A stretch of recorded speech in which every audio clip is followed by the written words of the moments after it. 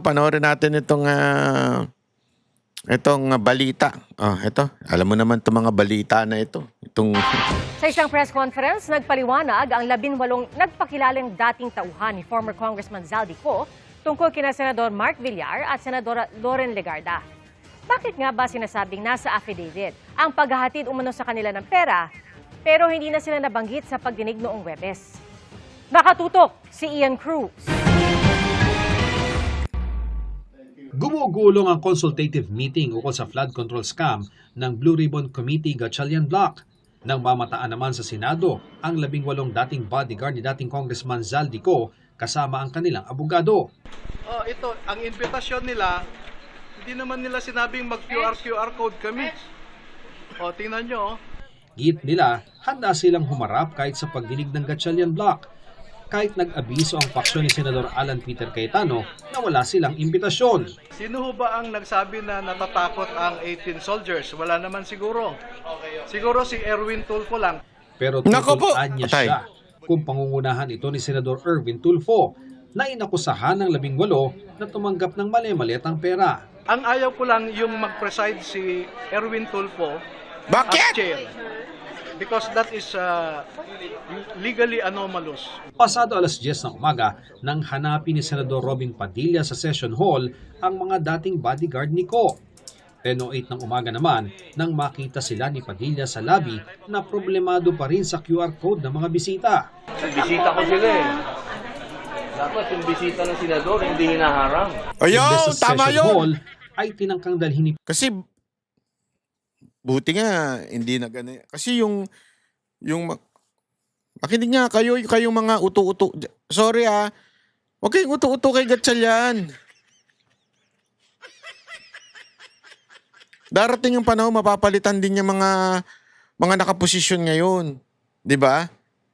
Kayo, nananatili dyan. Gusto nyo ba na may mangyari sa inyong hindi maganda? Masisante kayo in the future? Maano yung nyo?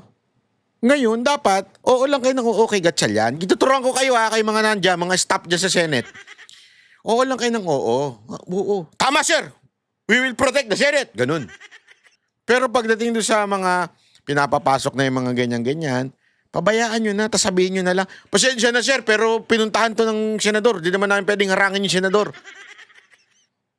Wala naman sila magagawa pag ginanon yun eh.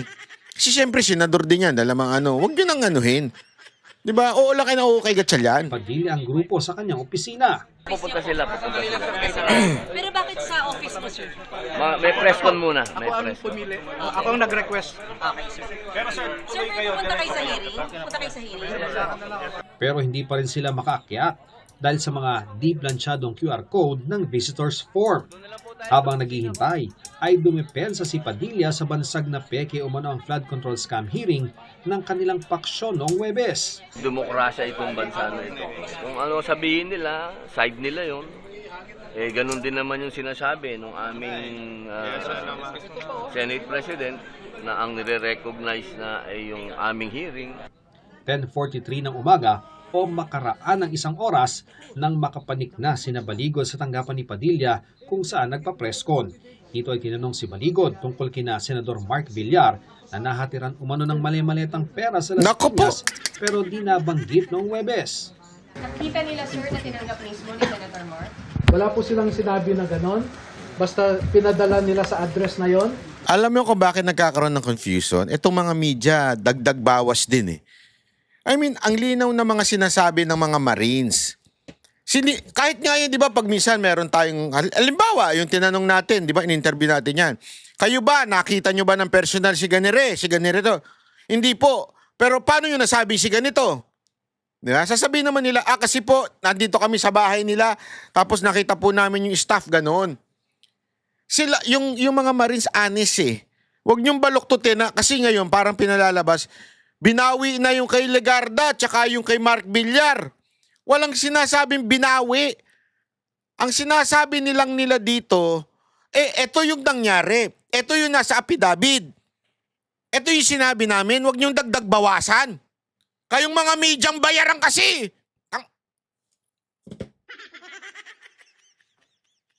Pinaiinit niyo yung ulo ko. Ako init na init ang ulo sa mga bayarang media eh. Ang lina, at saka dalawang affidavit dyan ha. Yung isang affidavit na umiikot na hindi pirmado, peke yun. Dinagdagan nila yan na kung ano-ano. Ha? Tapos etong tunay na affidavit, sasabihin nila, bakit binago? Gago! Hindi binago yan! Hindi naman talaga tunay na affidavit yung umiikot sa social media eh. Kaya nga sinasabi ko sa inyo mga kababayan huwag kayong kakagat basta-basta dun sa mga umiikot na dokumento sa social media. Maraming mga nanggaling yan dun sa mga guguluhin nila yung affidavit ng mga Marines sa pamamagitan ng paglabas ng peking dokumento. Syempre meron iba sa atin atat na atat mag-share eh. Misa kasi mga vlogger for the content din eh. Inuunahan talaga yung iba. Hindi, basta mauna kami maglabas ito o dokumento o kita nyo na, meron kami nakawang dokumento. Huwag nyo na kasing ganunin. Pag hindi nyo alam kung kanino galing, huwag nyo ipopost. Siguraduhin nyo galing talaga sa verified information tulad ng mga nilalabas dito. Tayo nga, hindi nga tayo umaano hanggang hindi talaga natin nakakausap yung mga pamunuan eh. Para sigurado. Kasi alam mo, pag ikaw nasunog na, kahit anong pintura mo dyan, sunog na yan. Hindi, ito, walang biro ito ito ang paulit-ulit ko sinasabi. Example ko ito. Lagi ko ito example sa mga empleyado ko. Pag ang papel, ang tawag doon, na-crumple mo na ganun-ganun mo na. Kahit pilitin mong tuwirin yan sa pamamagitan ng plancha, hindi yan tutuwid ng katulad ng bago. Ibig sabihin, yung tiwala, mawawala na. Pag ang tiwala, na-crumple na, yung credibility na-crumple na, kahit anong plancha mo dyan, mukhang natuwid na, pero hindi mukhang bago.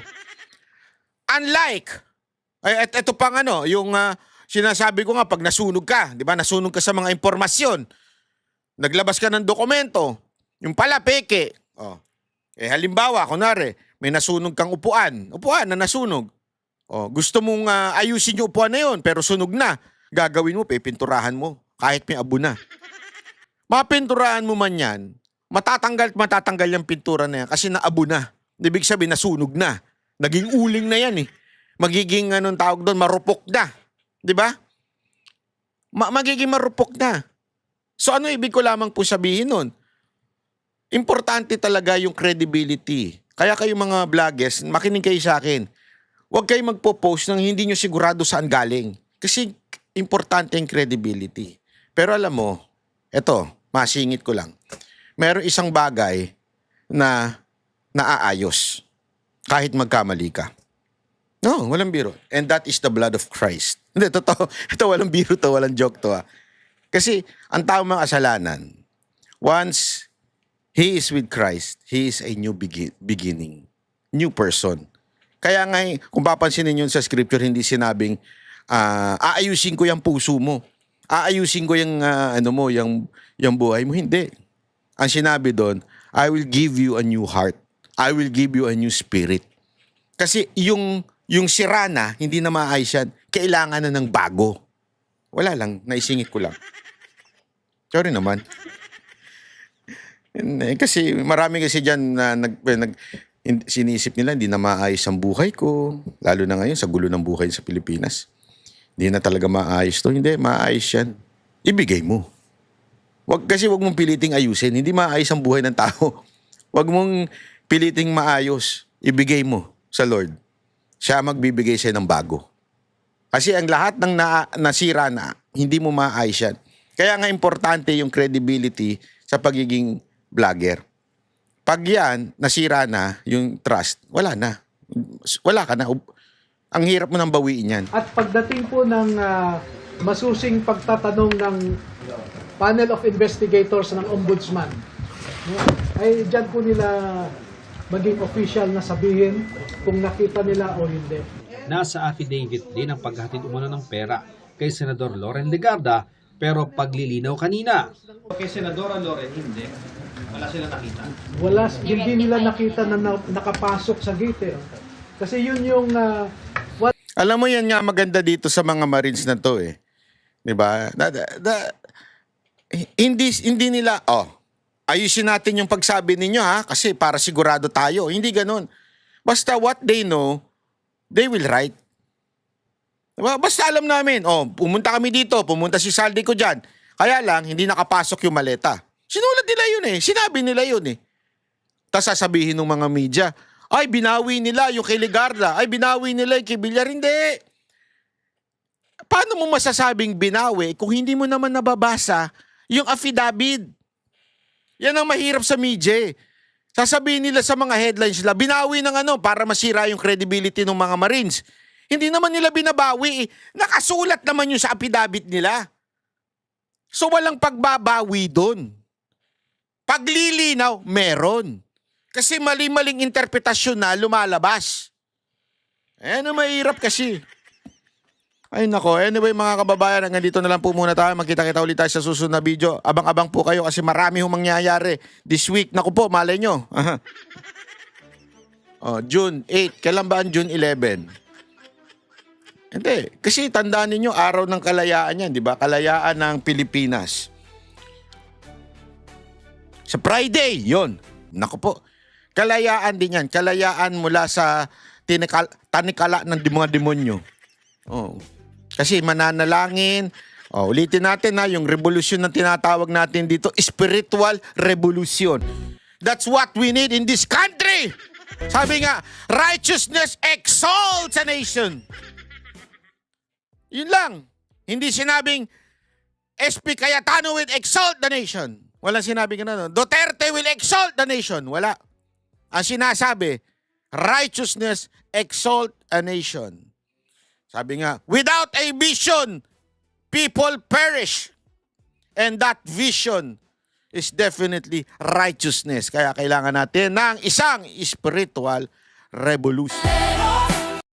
Kami ang boses ng masa, hindi natatakot.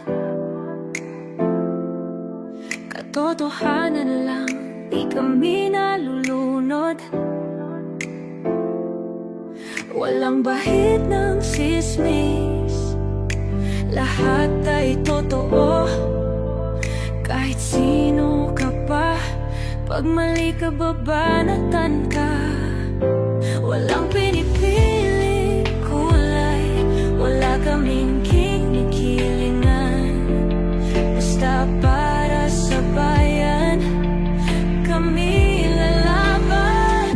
Pag tama palakpakan, pag mali banatan. Di matitinag, di matatakot, para sa bayan tuloy ang sigaw. Sa harap ng kamera, walang halong takot. Mga baluktot, lahat kayo'y tutumba. Ang hustisya at totoo, yun lang ang mahalaga. Kahit sinong harang, di kami matitinag. Walang pinipiling kulay, wala kaming kinikilingan. Basta para sa bayan, kami lalaban.